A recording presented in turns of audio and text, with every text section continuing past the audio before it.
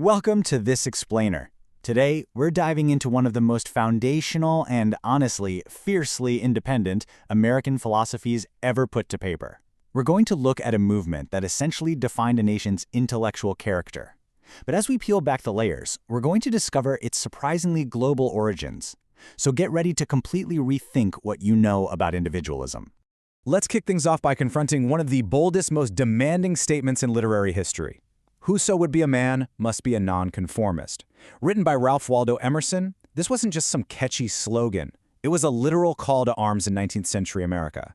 Emerson was urging people to stop apologizing, stop bowing to the past, and absolutely stop letting society dictate their values.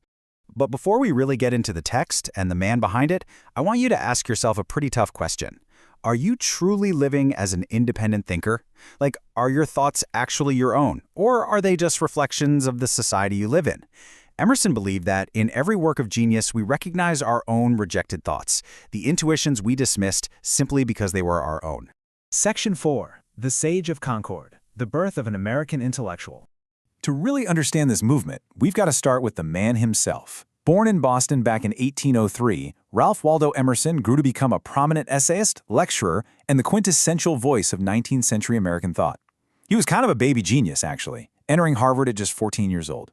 After serving as a pastor, he resigned, stepping away from the Unitarian Church because it just didn't offer him an emotionally satisfying experience anymore. He was ready to carve out a totally new path. His intellectual evolution happened at lightning speed. 1836, for instance, was a massive turning point. That was the year he helped organize the very first meetings of the Transcendental Club, with this huge goal of completely renovating American culture and literature. And that incredible momentum peaked with his monumental 1841 publication of the essay Self-Reliance, which officially cemented him as a heavyweight intellectual. So, what exactly was he building here? Transcendentalism. It was a 19th century philosophy that prized individuality above absolutely everything else. The movement was deeply concerned with social reform and learning to trust your inner voice. It brilliantly fused the emotion of European Romanticism with the reformist spirit of Unitarianism. But notice that crucial final ingredient, Oriental mysticism. Keep a pin in that because we're going to come back to it, and it's pretty mind-blowing. Section 8. The Core of Self-Reliance. Trust Thyself. To get to the heart of this movement, we need to look straight at Emerson's most famous essay where he lays out his core thesis, Trust Thyself. Every heart vibrates to that iron string. Emerson argues that true genius is believing that what is true for you in your own private heart is true for all men. He's telling us to stop looking for outside validation. The divine isn't just floating up in the sky somewhere, it's seated right at your heart, working through your own hands. Emerson sets up this brilliant contrast between two states of being. Think about a baby or a young kid. They give this independent, genuine verdict on everything they see, and they do it without caring at all about the consequences. They're completely unapologetic. But the second we grow up, we're clapped into what he calls the jail of consciousness. We start second-guessing our pure instincts because we become terrified of what hundreds of other people might think of us. Section 11. The Danger of Conformity. The Enemy of Independence. Emerson points out a major antagonist that's constantly attacking this childlike independence we all start with. And that antagonist? Society itself. He argues that society everywhere is basically in a conspiracy against the manhood of every one of its members. He compares society to a joint stock company where people surrender their liberty just to secure their daily bread. The virtue society demands is conformity, and if you choose to be a nonconformist, well, the world whips you with its displeasure. You have to be ready to face the sour faces and the rough disapproval of the mob. What's genuinely fascinating here is how Emerson actually liberates us from our own pasts. You see, the other terror that scares us away from trusting ourselves is our total obsession with consistency. Why drag around the corpse of your memory just so you don't contradict what you happened to say yesterday? Emerson urges us to speak what we think today in hard words, and tomorrow speak what tomorrow thinks in hard words, even if it totally contradicts everything you said today. And if you're thinking, but wait, people are going to misunderstand me. Well, he backs up his philosophy by listing some of history's greatest minds. Just think about Pythagoras, Socrates, Jesus, Luther, Copernicus, Galileo, Newton. He proves that every pure and wise spirit that ever took flesh was fiercely misunderstood by the society of their time. As Emerson perfectly sums it up, to be great is to be misunderstood. So this brings us to a really fascinating historical puzzle. We usually think of this rugged individualism, this idea of sitting in solitary communion with nature, as being strictly rooted in the woods of New England. But the historical evidence actually points to a massive paradigm shift. Where did this fiercely American philosophy really come from? Section 16. Roots in Eastern Philosophy, the Oriental-Occidental Intercourse. Here's where we uncover a pretty surprising twist. This bedrock of American thought was actually deeply influenced by ancient Eastern mysticism. After the American Declaration of Independence, these vigorous trade routes opened up.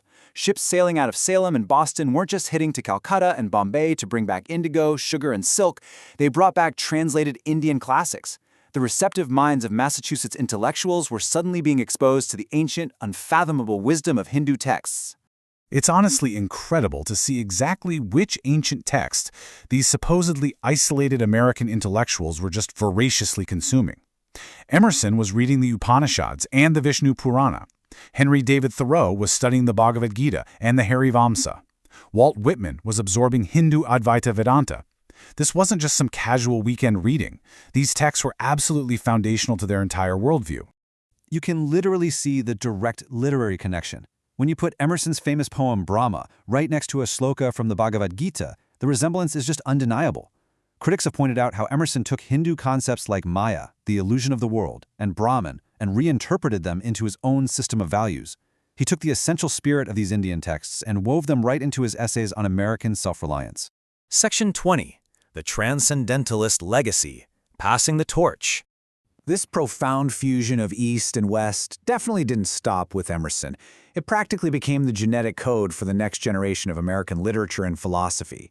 Emerson's closest friend, Henry David Thoreau, basically lived out these ancient ascetic ideals. When he retreated into nature to live in a small cabin, he wrote in Walden that every morning he bathed his intellect in the stupendous philosophy of the Bhagavad Gita. He even wrote to a friend saying he wanted to practice yoga faithfully. He was out there practicing his own form of self-reliant contemplation right in the Massachusetts woods. The ripple effect of this was absolutely enormous. This deep respect for Eastern thought flowed right into Walt Whitman's Leaves of Grass, which one critic actually called a body of mystical poetry akin to the Upanishads. It touched Herman Melville's Moby Dick, John Greenleaf Whittier's poems, and it even carried over into the 20th century. Mark Twain traveled to India and was endlessly fascinated by it. T.S. Eliot even studied Sanskrit and Pali at Harvard, weaving Hindu and Buddhist concepts into masterworks like The Wasteland.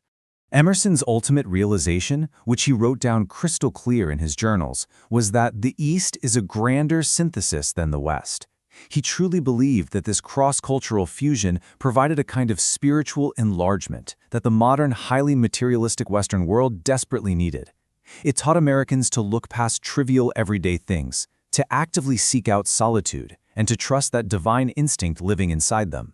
So, as we wrap up this explainer and you reflect on these incredible global roots of individuality, how an ancient Eastern philosophy literally traveled across oceans to ignite an American intellectual revolution, the final question is entirely up to you. Will you keep conforming to the joint stock company of society, dragging around the corpse of your memory? Or will you finally listen to that iron string vibrating in your own heart and trust yourself? Think about it. Thanks for joining me.